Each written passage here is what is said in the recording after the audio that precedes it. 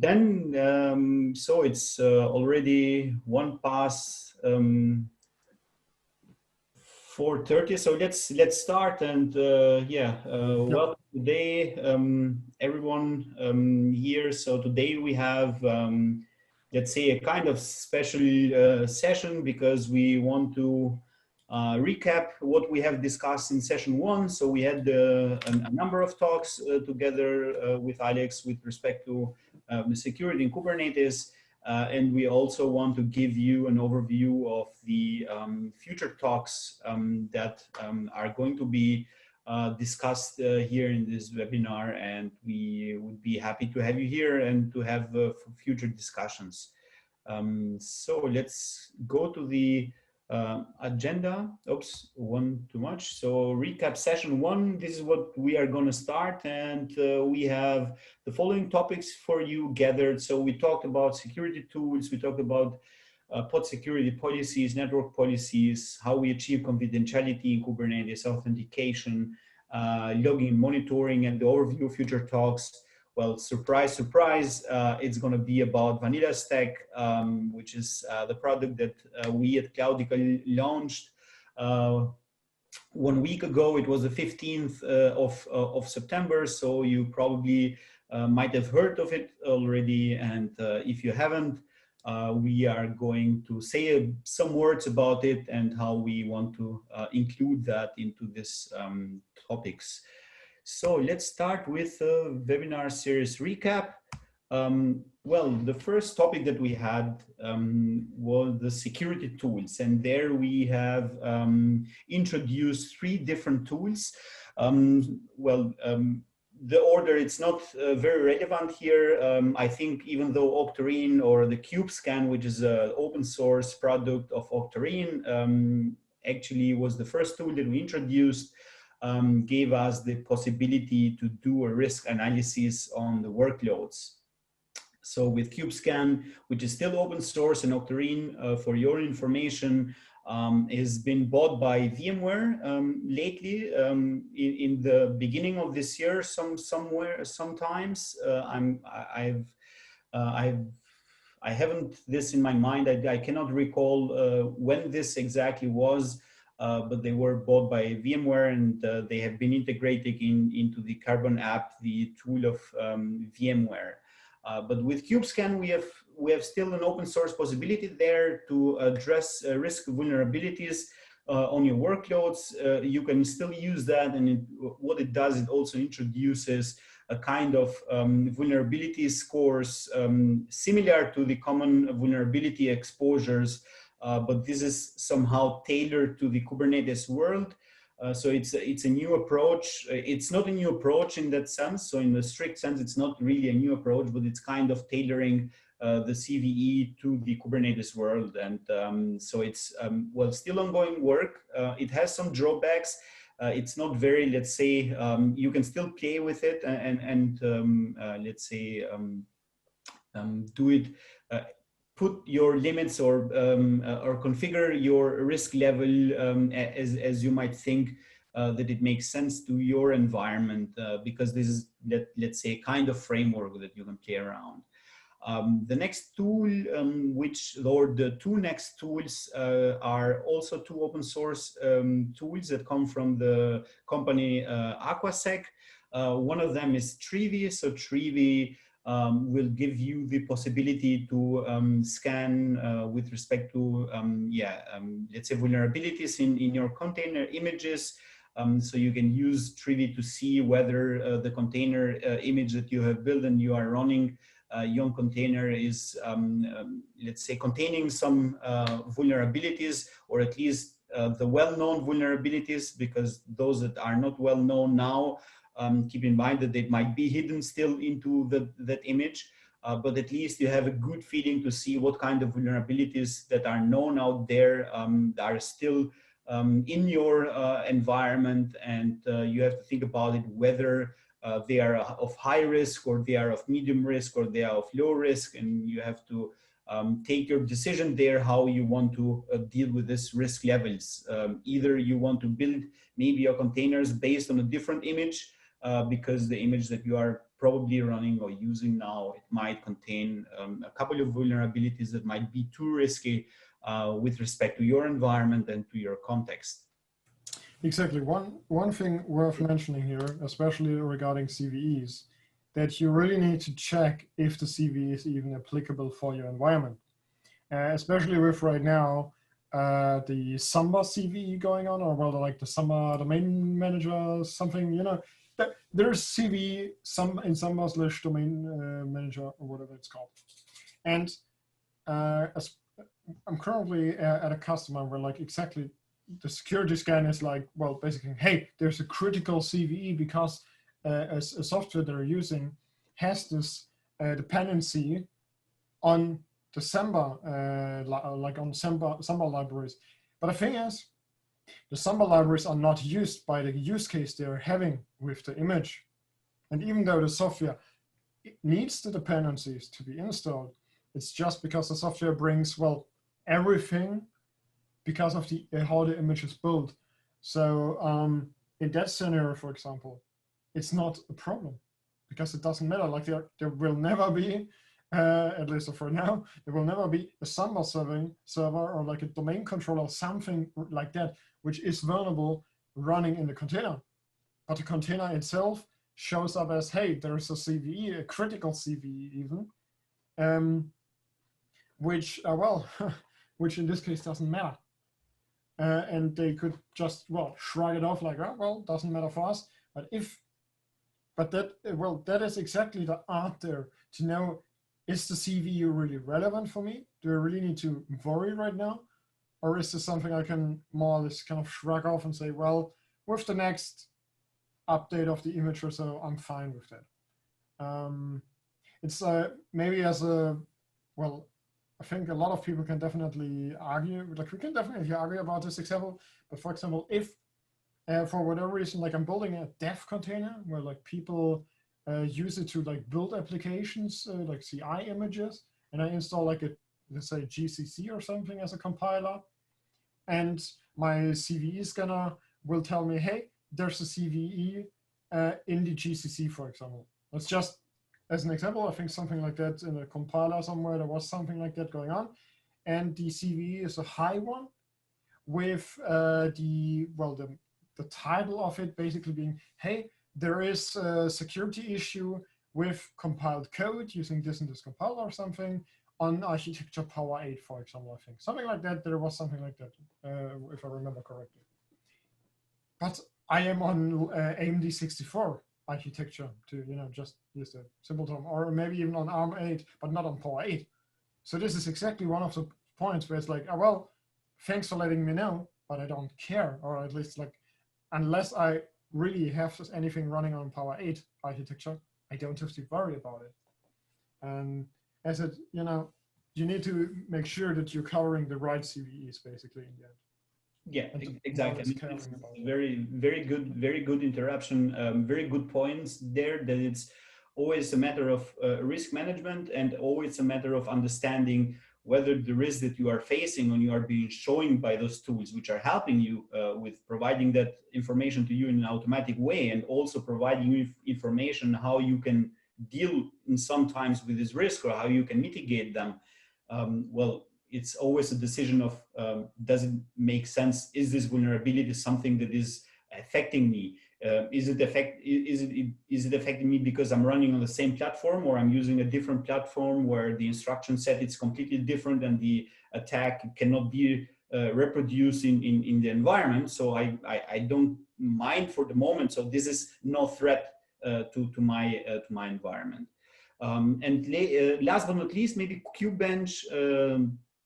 It's a tool which helps you also introduce a kind of hardening your Kubernetes environment, because it helps you to implement the CIS benchmark of Kubernetes in order you can let's say tackle your Kubernetes configuration and make sure that you are using best practices when it comes to security.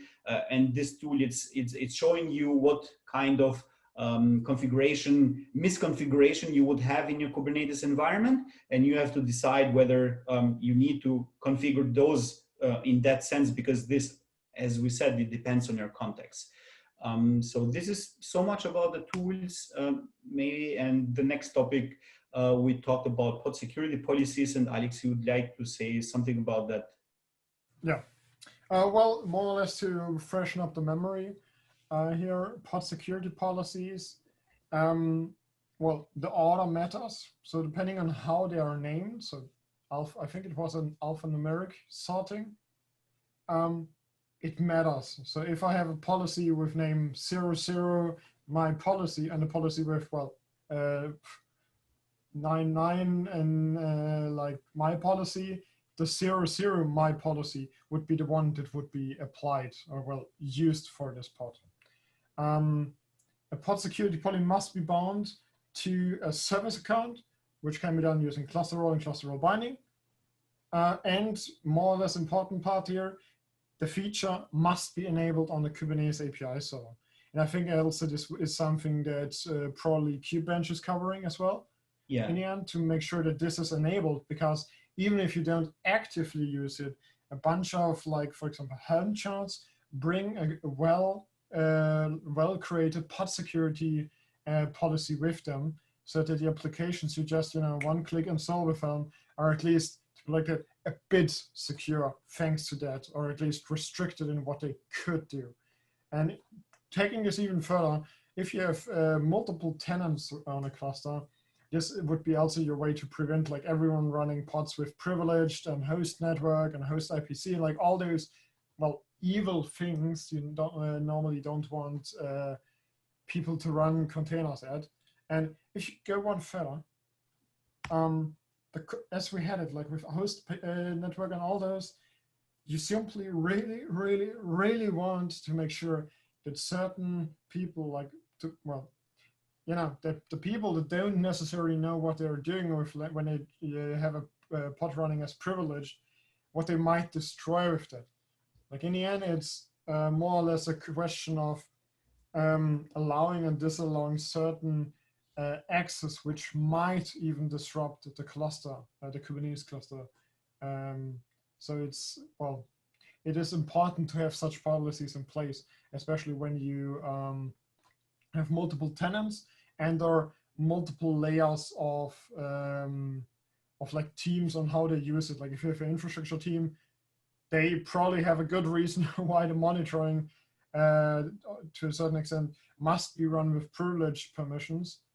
And the application team, which, well, just should run the web server on there, basically. So, or, well, the web app. So, exactly. Maybe one point here, it's also thinking about trying to not think that the attackers can come only from the outside, but they can be also inside. And this can be both intentionally, unintentionally, as you said, that this can be just an accident. I didn't know what I clicked or what command I executed, and bump, there is something I might expose to the outside world, or there's something that I provide a specific process escaping the container and trying and getting to the host and getting more information that it shouldn't do, right? Exactly. Yeah. The next one was network policies that we talked about also. And I think this is, again, this is also something important to understand with network policies, that similar somehow to the pod security policies, you have to use a kind of network controller that it supports network policies.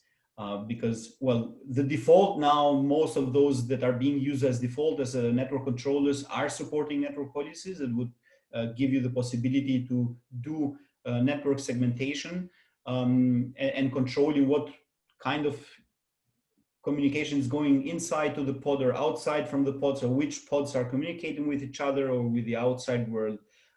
This is very important here to know. Anything else from your side, Alex? Or? Oh, well, no, that's exactly what it's about. It's about controlling what traffic can ingress to a pod and what traffic can even egress to a pod. Only thing I think worth mentioning here more or less would be that, well, you need to have a CNI which supports that.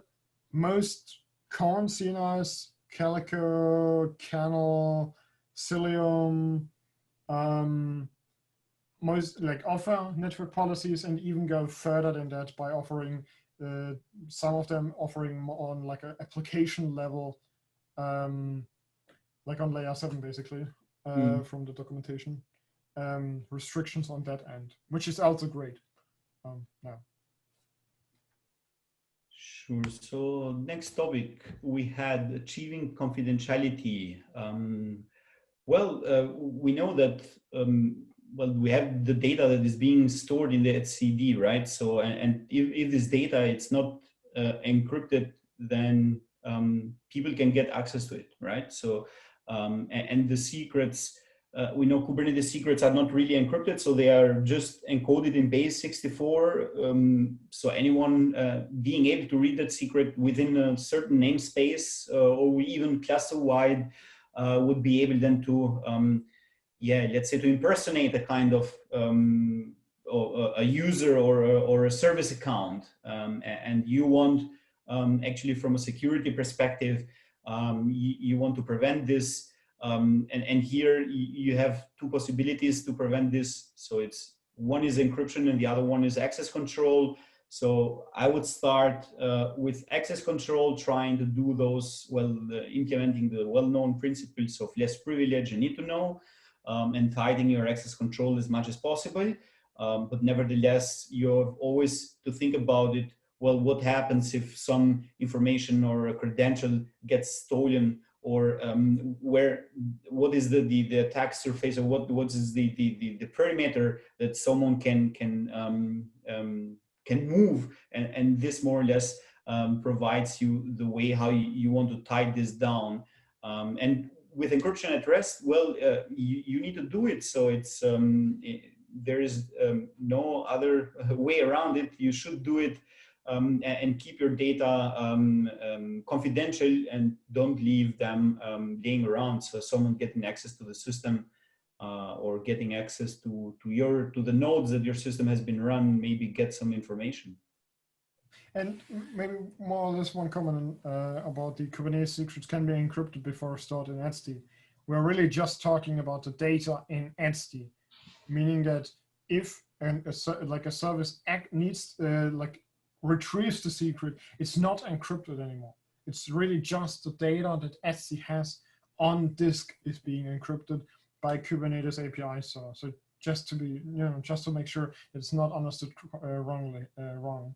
It's really just about that if the data is written to etcd, then for etcd it's written encrypted to the disk, and not anywhere between. And I think, simply to mention Vault, tools like Vault and so on come to mind again, with you being able to, with the service account that each container gets, talk with Vault, say, hey, this is me, and then the Vault giving it a new set of credentials and so on, like this whole concept there. It is integratable with some hurdles sometimes, but in itself, it is definitely doable. And for the last part, with the RBAC permissions, is exactly as you said, keeping like the permissions tight to not allow any access that people shouldn't have, especially looking at Vault. You should only grant people the access to certain secrets that you want them to really have access to. That's just is repeating that for Kubernetes, basically, keeping the permissions tight there. Yeah, and maybe just one last point I'd like to add from a little bit different perspective. So so imagine, like, for example, in a let's say in a Linux system where you have your permissions even set tight, right? So and your permissions are being encoded in your inodes, but your inodes, if your file system is not encrypted and it's not loaded on memory at the moment. So because when it's loaded on memory, it's the kernel that it's taking care that the permissions are being enforced.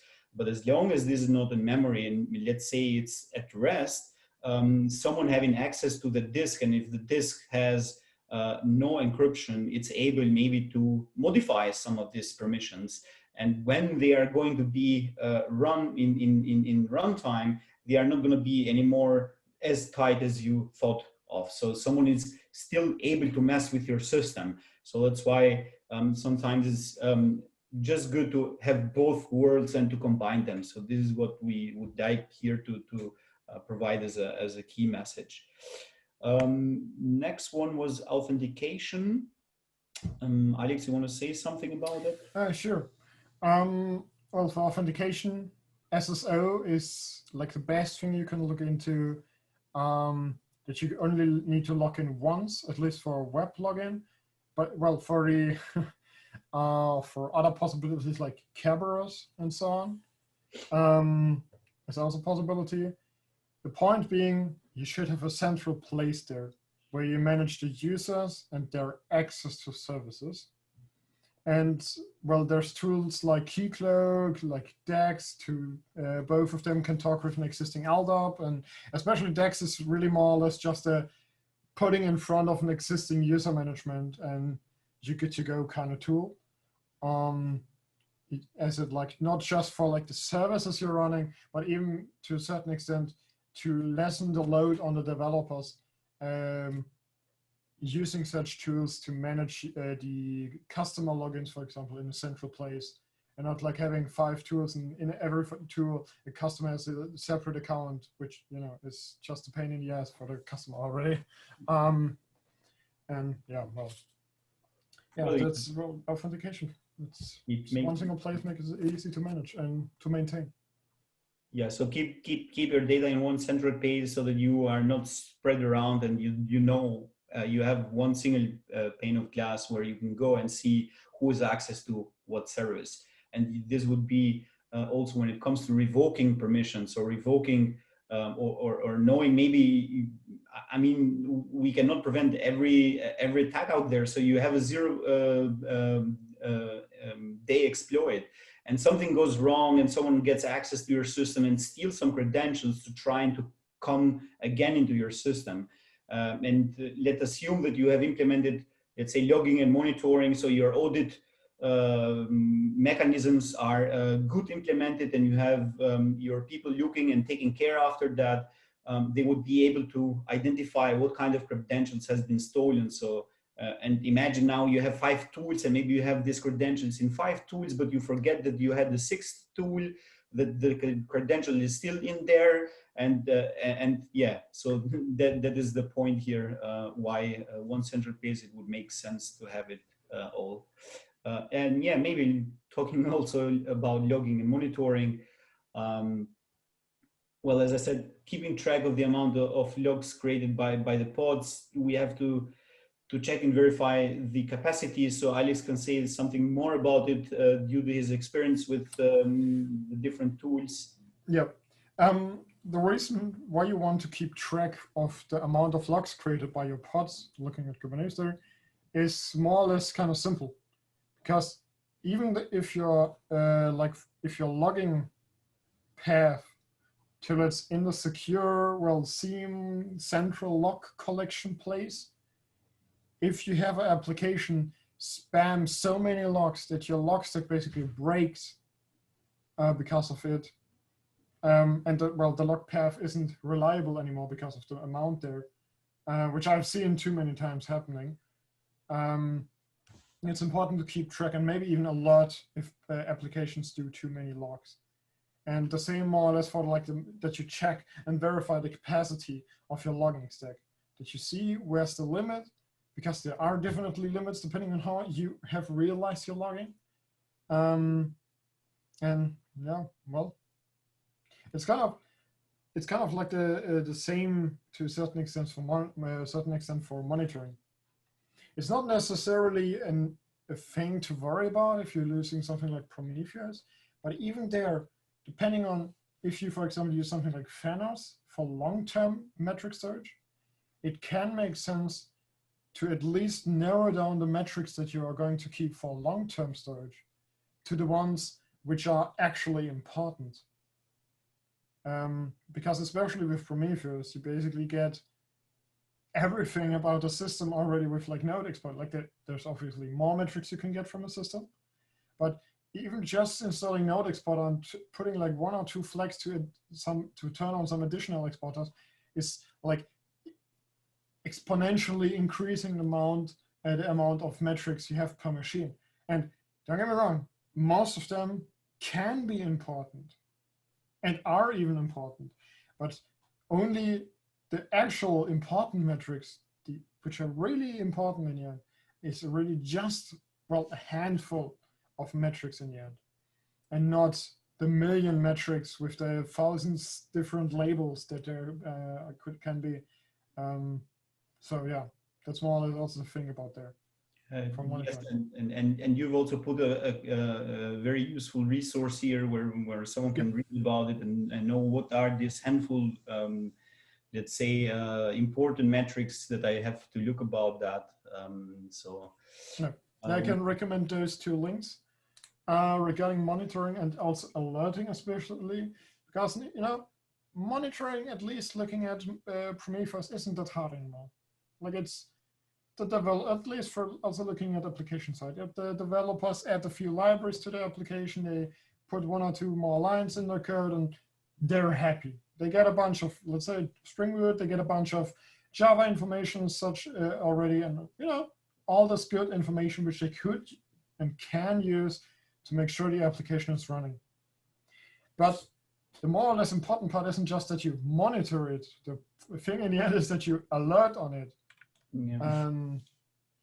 Well, those 2 resources especially are exactly regarding that, regarding the topic of alerting.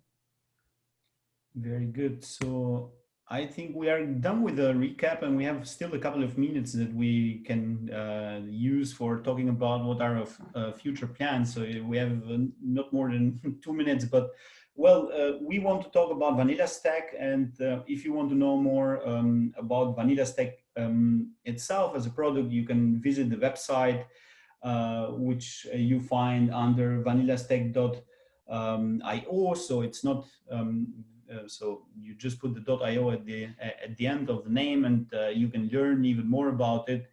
But what we would like to do in the future is about talking about the Vanilla Stack architecture, which you see on this picture here. So Vanilla Stack, well, we're assuming that the nodes are out there. So Vanilla Stack, it's building upon nodes, and for the moment, we are supporting one distribution of Linux, if I'm not mistaken. But actually, the idea is, because the Vanilla Stack, from its nature, we want to be open source. We want to support all the possible configurations out there. So maybe Alex can say something more about that. For sure, but what we want to do here is trying to go bottom up to the layers, and maybe pick one of the layers. We talked a lot about Kubernetes, so we have many lessons learned from the first session that you can already apply into Vanilla Stack. So you can already take all this information and all this best practices or tips and tools that you can implement on the Kubernetes, but nevertheless, there are many more to come. Right, so there are many more to come, and we can start even bottom up, even though from the nodes, and we can talk about about mandatory access control, about, like, for example, the C Linux or AppArmor, or we can talk about hardening and configuration using open source tool like OpenSCAP.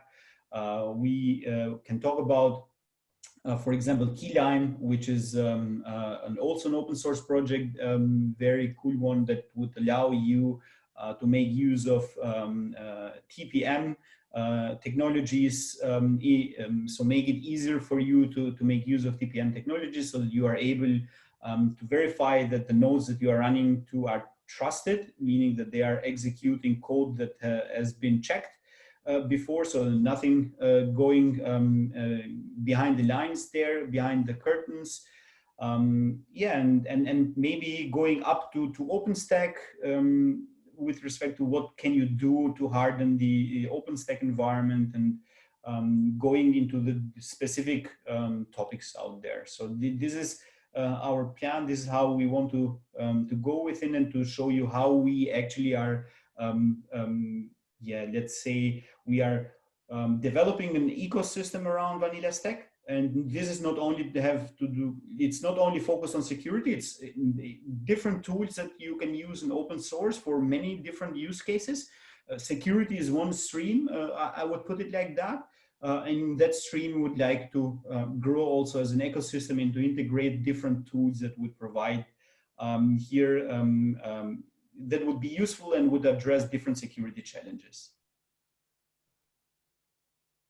Yeah, that's a bunch of wonderful topics which we're going to dive into in the future of this webinar series. And yeah. Yeah, well, so if there are, I don't see any questions there. We are at, yeah, 2 past. Well, so then let's close it for today, and hope to see you in 2 weeks' time, where we can start with topics within the Vanilla Stack environment and ecosystem.